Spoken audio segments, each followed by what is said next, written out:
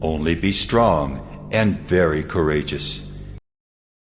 Now Boaz had gone up to the gate and sat down there. And behold, the Redeemer, of whom Boaz had spoken, came by.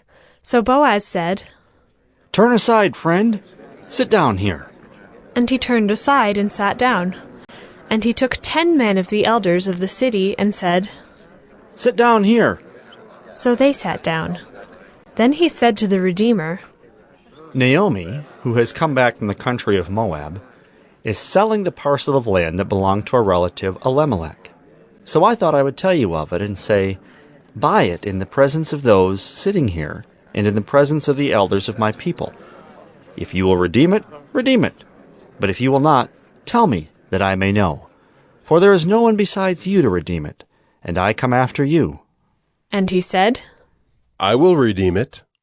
Then Boaz said, The day you buy the field from the hand of Naomi, you also acquire Ruth the Moabite, the widow of the dead, in order to perpetuate the name of the dead in his inheritance.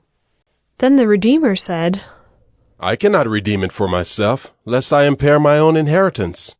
Take my right of redemption yourself, for I cannot redeem it. Now this was the custom in former times in Israel concerning redeeming and exchanging. To confirm a transaction, the one drew off his sandal and gave it to the other, and this was the manner of attesting in Israel. So when the Redeemer said to Boaz, Buy it for yourself, he drew off his sandal. Then Boaz said to the elders and all the people, You are witnesses this day that I have bought from the hand of Naomi all that belonged to Elimelech, and all that belonged to Chilion and to Mahlon.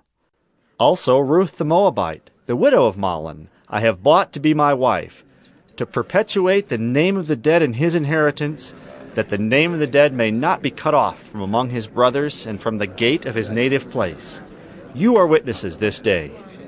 Then all the people who were at the gate and the elders said, We are witnesses.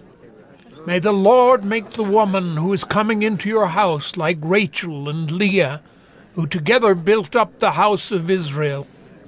May you act worthily in Ephrathah, and be renowned in Bethlehem.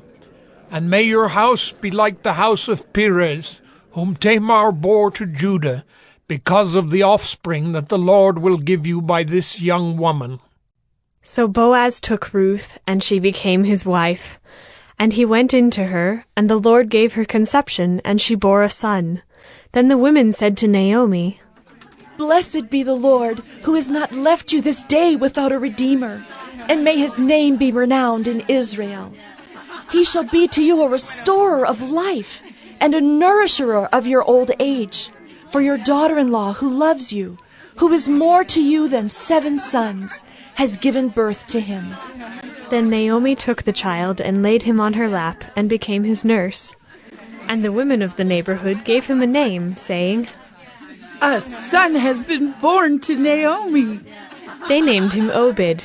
He was the father of Jesse, the father of David. Now these are the generations of Perez.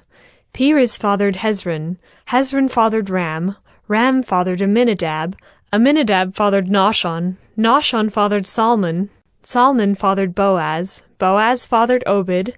Obed fathered Jesse. And Jesse fathered David. Only be strong and very courageous.